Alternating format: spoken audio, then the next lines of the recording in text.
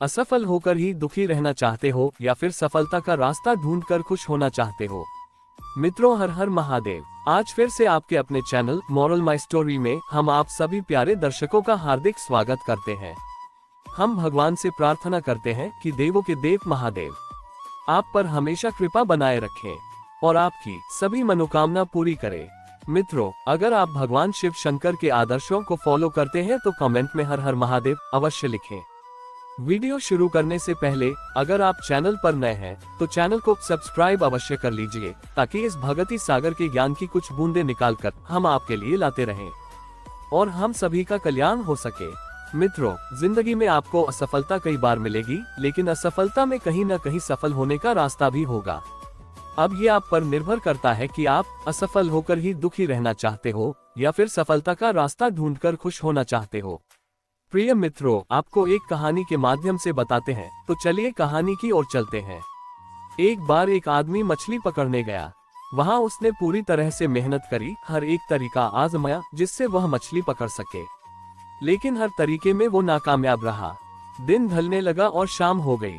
अब वो आदमी परेशान होकर ये सोचने लगा कि अब मैं अगर खाली हाथ घर जाऊंगा तो मैं और मेरा परिवार खाएंगे क्या।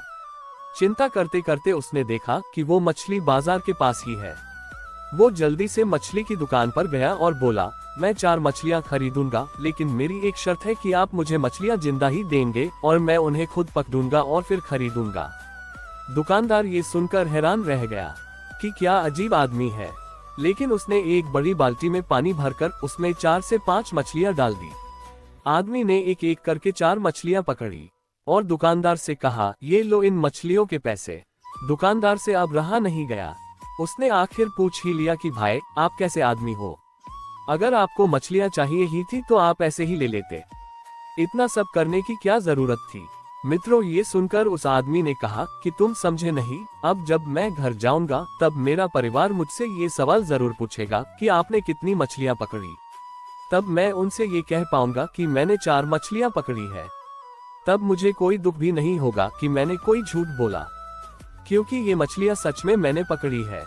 अब मैं जब कल मछलियां पकड़ने जाऊंगा तो ये सोचकर जाऊंगा कि आज मैं कामयाब जरूर होऊंगा, चाहे कुछ भी हो जाए, मैं असफल नहीं होऊंगा।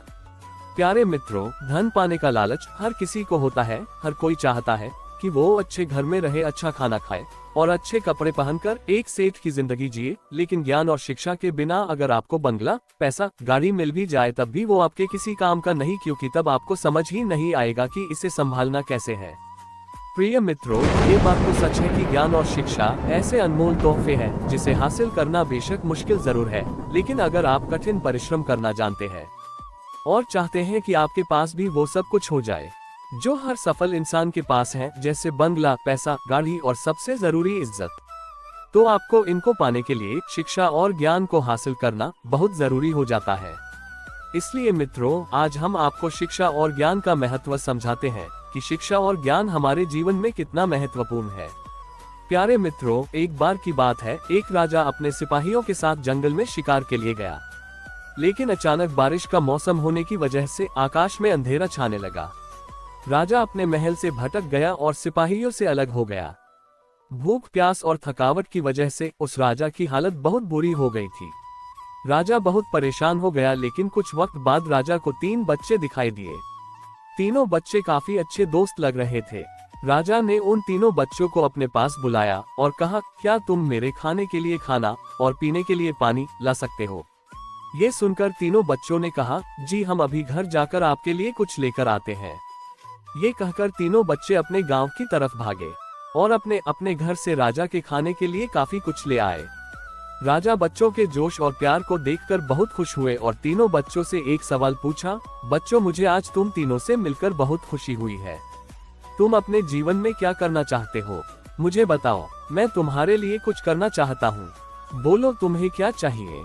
ये सुनकर तीनों बच्चे कुछ देर तक सोचते रहे और फिर थोड़ी देर में उनमें से एक लड़के ने कहा, मुझे धन चाहिए। मैंने कभी 2 वक्त की रोटी नहीं खाई, कभी अच्छे कपड़े नहीं पहने, इसलिए मुझे सिर्फ धन ही चाहिए। राजा ने कहा, ठीक है, मैं तुम्हें इतना धन दूंगा कि तुम हमेशा खुश रहोगे। ये सब सुनकर इस बच्चे की खुशी का ठिकाना नहीं रहा। अब दूसरे बच्चे की बारी थी, तो राजा ने दूसरे बच्चे से पूछा, बताओ तुम्हें क्या चाहिए? दूसरे बच्चे ने कहा, मैं चाहता हूँ कि मुझे एक बंगला और घोड़ा गाड़ी मिल जाए, क्योंकि मेरा घर छोटा है और बहुत बुरी हालत में है। ये सुनकर राजा ने कहा, ठीक है, मैं तुम्हें बंगला और घोड़ा गाड़ी दूंगा। अब तीसरे बच्चे की बारी थी, तो राजा ने तीसरे से पूछा, बताओ तुम्हें क्या चाहिए। तीसरे बच्चे ने कहा, मुझे ना धन चाहिए और ना ही बंगला, मुझे आप ऐसा आशीर्वाद दीजिए कि मैं विद्वान बन जाऊं और शिक्षा पूरी होने के बाद अपने देश की सेवा करने के लायक बन जाऊं। जब राजा ने तीसरे बच्चे की बात सुनी, राजा तीसरे बच्चे से बहुत खुश हुए और राजा ने उस तीसरे बच्चे के लिए सर्वोत्तम शिक्षा का इंतजाम करवाया। तीसरा बच्चा बहुत मेहनती था, इसलिए दिन रात एक करके उसने पढ़ाई की और बहुत बड़ा विद्वान बन गया।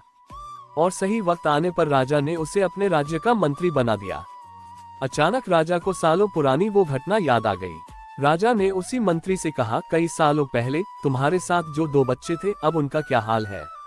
मैं एक बार चाहता हूँ कि तुम तीनों से एक साथ फिर से मिलो।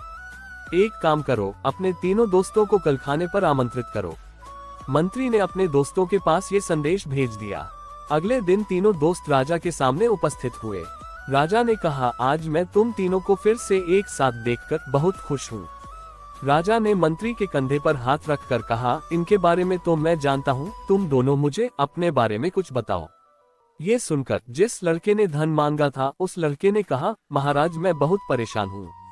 आपने जितना धन मुझे दिया था, उतना धन पाकर मैं बहुत आलसी हो गया और मैंने बहुत सी बेकार चीजों में अपने धन को बर्बाद कर दिया और मेरा बहुत सारा धन चोरी भी हो गया, इसलिए मैं आज उसी हालत में हूँ जिसमें आपने मुझे पहले देखा था।